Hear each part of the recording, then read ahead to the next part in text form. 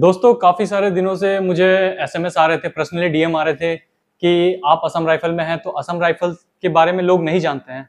Mainly जो middle India के लोग होते हैं, नॉर्थ इंडिया के लोग होते हैं, उन लोगों को नहीं पता है असम राइफल कैसी फोर्स है। तो ये एक डिटेल वीडियो है असम राइफल के उन भावी सोल्जरों के ऊपर जो आने वाले समय पे असम राइफल ज्वाइन करना चाहते हैं या भर्ती देख रहे हैं, उनका नहीं हो रहा है। तो उनके लिए जानना बहुत जरूरी है कि असम राइफल कैसी फोर्स है। दूसरा, यूट्यूब पे ऐसी कोई वीडियो मैंने नहीं देखा कि जो असम राइफल पे डिटेल वीडियो ऐसी बनाए हैं। क्यों? और जो भी लोग बनाए हैं उन पे या तो असम राइफल में नहीं है या उनको ठीक से पता नहीं है असम राइफल की क्या है, जॉब लोकेशन और बाकी सारी चीजें। तो मैं ये वीडियो में असम राइफल के इन पॉइंट्स के ऊपर बात करना चाहता हूं, जैसे कि असम राइफल का कमांड कैसा है, असम राइफल की सैलरी वगैरह ये कैसी है, ठीक है। असम राइफल की जॉब लोकेशन कहाँ कहाँ डिप्लॉय होते हैं असम राइफल। इसके अलावा असम राइफल में प्रमोशन कैसे होता है असम राइफल में, फैमिली फैसिलिटीज है कि नहीं, हम फैमिली अपने रख सकते हैं कि नहीं, कैंटीन फैसिलिटी, लीकर फैसिलिटी क्या ये आर्मी की मिलती है या अलग से असम राइफल का कार्ड मिलता है, क्या है। और लास्ट है डिपेंडेंट, जो हमारे माता पिता है, हमारे फैमिली मेंबर है, हमारे भाई है, उनका डिपेंडेंट कार्ड मेडिकल की कैसे उसको फैसिलिटी मिलती है। तो सबसे पहले बात कर लेते हैं असम राइफल के कमांड।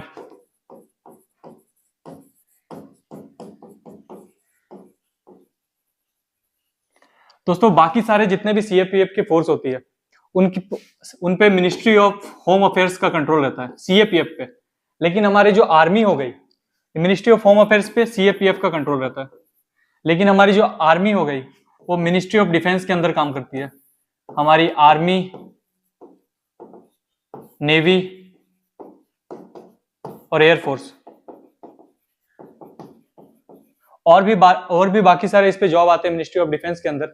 लेकिन मैं मेनली डिफेंस के जॉब से रिलेटेड बात कर रहा हूं। तो आर्मी, नेवी, एयरफोर्स ये मिनिस्ट्री ऑफ डिफेंस के अंदर आते हैं। लेकिन Assam rifle ministry of home affairs और मिनिस्ट्री ऑफ डिफेंस इन दोनों के अंदर आने वाली फोर्स है Assam rifle. Ministry of home affairs इसके सैलरी, असम राइफल की सैलरी, एनपीएस जो न्यू पेंशन स्कीम है, इन सब मामलों को देखती है। अब बात करें मिनिस्ट्री ऑफ डिफेंस, तो मिनिस्ट्री ऑफ डिफेंस क्या करती है।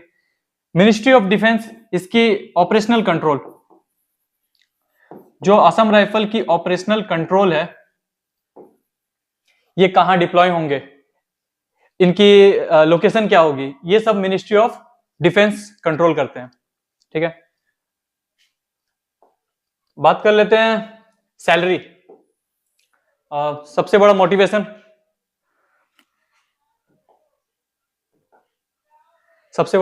लड़कों का सैलरी कितनी मिलेगी, कितनी मिलती है। तो असम राइफल में सैलरी की अगर बात करें तो एक राइफलमैन की मैं बात करूंगा बेसिक का 21,700 इसका बेसिक होता है राइफलमैन का। आपको पता है असम राइफल में आर्मी का रैंक चलता है, तो राइफलमैन के बाद आती है हवलदार की बेसिक होती है 25,500। इसके बाद असम राइफल में एक पोस्ट होती है जो आर्मी में नहीं होती है, वो है वारंट ऑफिसर की सैलरी होती है 29,200 बेसिक। इसके बाद आते हैं नायब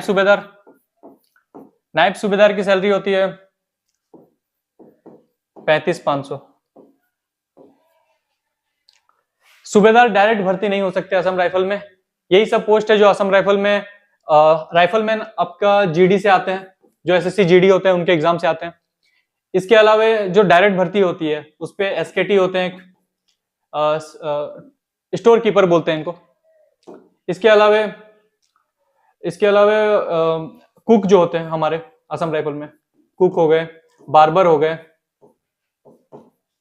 ये सभी पोस्ट असम राइफल में जीडी यानी कि राइफलमैन में आते हैं।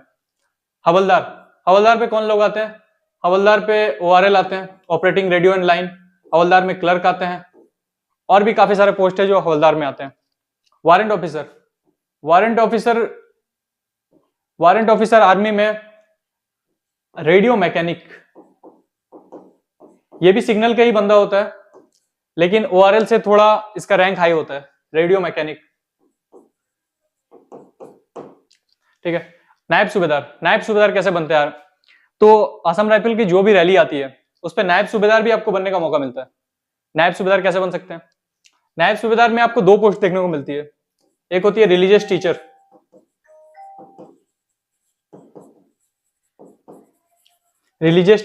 और दूसरा bridge and road.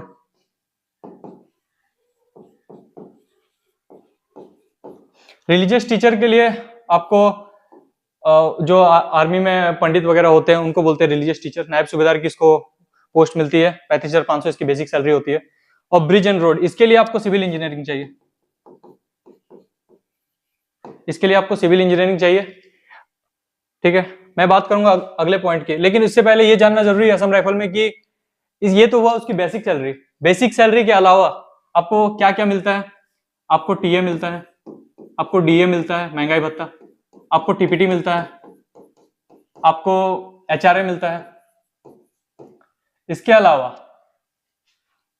HRA, TA, DA, TPT, risk allowance,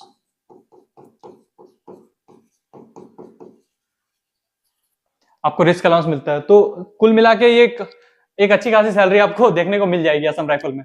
ये अलग अलग पोस्ट पे अलग अलग टीए डीए ये सब फिक्स किया हुआ है। ठीक है, नेक्स्ट बात करते हैं जॉब लोकेशन।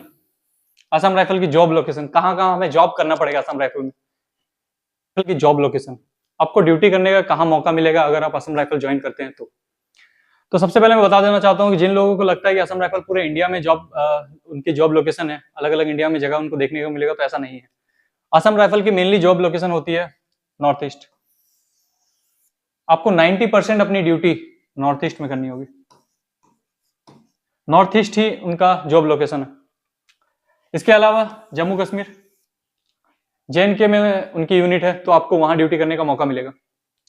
इसके अलावा दिल्ली में भी आपको जॉब करने का मौका मिलेगा। दिल्ली में इनकी कुछ डिप्लॉयमेंट है तो दिल्ली में भी आपको जॉब करने का मौका मिलेगा। इसके अलावा कुछ समय तक असम राइफल आईटीबीपी, अभी आईटीबीपी सिक्किम में है, लेकिन कुछ समय तक असम राइफल जो है ये सिक्किम में थी, लेकिन अभी उन कैंप पे आईटीबीपी अभी वहां पर मोर्चा संभाले हुई है, तो असम राइफल अभी वहां नहीं है। तो मेनली पूरी नॉर्थ ईस्ट, असम, अरुणाचल प्रदेश, नागालैंड, मणिपुर, मिजोरम, त्रिपुरा, मेघालय, और ये मेघालय में इसका असम राइफल का हेडक्वार्टर भी है जिसको डीजीआर बोलते हैं, director general of Assam rifle. ठीक है दोस्तों, आगे बात कर लेते हैं असम राइफल की प्रमोशन।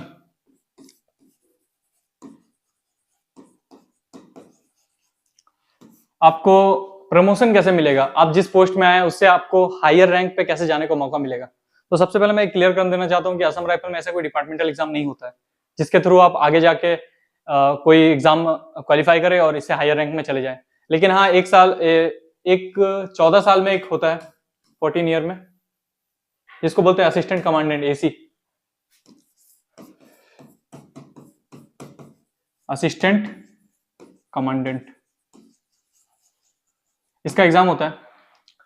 इस एग्जाम को क्वालिफाई करने के बाद आप जितने भी भारत में ओटी है, ऑफिसर ट्रेनिंग एकेडमी, आपको वहां जाने का मौका मिलता है। और इसके बाद आप सीधे आर्मी के कैप्टन जो होते हैं, कैप्टन रैंक, आप सीधे कैप्टन बनते हैं और असम राइफल में ही सर्विस करते हैं। ये नहीं कि आप आर्मी की यूनिट में चल जाएं, आप असम राइफल में आपको कैप्टन रैंक लगा के सर्विस करने का मौका मिलेगा। तो ये है इसकी प्रमोशन के बारे में। नेक्स्ट बात कर लेते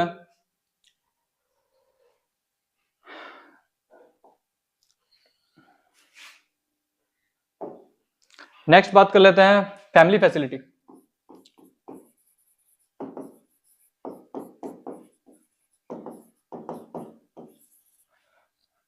फैमिली फैसिलिटी तो असम राइफल में फैमिली फैसिलिटी आपको भी मिल जाएगा। जितना भी 80% लगभग असम राइफल के जो कैंप है उनमें आपको फैमिली रखने का मौका मिल जाएगा। बाकी कुछ जगह डिस्प्यूट जगह होते हैं उन पे आपको नहीं मिलेगा फैमिली रखने का जगह, लेकिन आप मान के चलिए 80% जगहों पे आपको फैमिली रखने का सुविधा मिल जाता है असम राइफल में। ठीक है, और नेक्स्ट बात कर लेते हैं असम राइफल पे सीएचडी फैसिलिटी। ये भी बहुत बड़ा मोटिवेशन है जिन लोगों को आर्मी का सीएचडी नहीं मिलता है, वो असम राइफल ज्वाइन करते हैं। सीएचडी और लीकर, तो सीएचडी फैसिलिटी में आपको सेम आर्मी के जैसे आपने कार्ड देखा है कैंटीन कार्ड, वैसे ही आपको असम राइफल में भी सेम कैंटीन कार्ड आपको देखने को मिलेगा। आपको एक कैंटीन कार्ड दिया जाता है जिसपे इंडियन आर्मी का बेसिकली वो कार्ड रहता है। इसके अलावा एक लीकर कार्ड मिलता है जिसे आप अपने लीकर इशू कर सकते हैं। तो ये सेम फैसिलिटी आपको आर्मी की तरह जो है मिल जाएगी। लास्ट बात कर लेते हैं असम राइफल की हेल्थ डिपेंडेंट हेल्थ।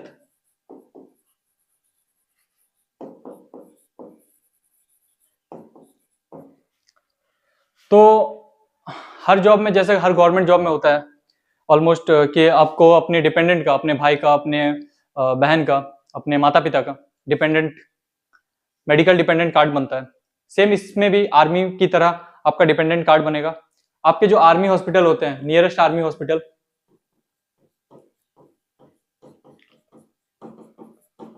नियरेस्ट जो आर्मी हॉस्पिटल होते हैं उनमें आप अपने डिपेंडेंट का चेकअप करवा सकते हैं, उनको दिखा सकते हैं फ्री ऑफ कॉस्ट। जैसे आर्मी में बेनिफिट मिलता है, ठीक उसी तरह असम राइफल में भी मिलता है। ठीक है, तो ये सारे कुछ पॉइंट है जो असम राइफल से रिलेटेड मैंने बात की। अब इसके अलावा भी अगर आपका कोई भी डाउट है असम राइफल से रिलेटेड, तो आप नीचे कमेंट बॉक्स में मुझे पिनअप कर दीजिए। कमेंट बॉक्स में मुझे बता दीजिए कि आपकी और कोई क्वेरी है असम राइफल से रिलेटेड जिसके बारे में आप जानना चाहते हैं, जो आपको नहीं पता है। आई होप इसी के थ्रू आपके 90% प्रॉब्लम्स का सॉल्यूशन हो गया होगा। असम राइफल के बारे में जो लोग नहीं जानते थे, काफी हद तक मैंने बता दिया। अब शायद ही कोई पॉइंट बचा होगा, फिर भी अगर आपका कोई भी पॉइंट है तो नीचे कमेंट बॉक्स में आप छोड़ दीजिए। मैं डेफिनेटली कोशिश करूंगा कि उनका रिप्लाई दे दूं। तब तक के लिए जय हिंद।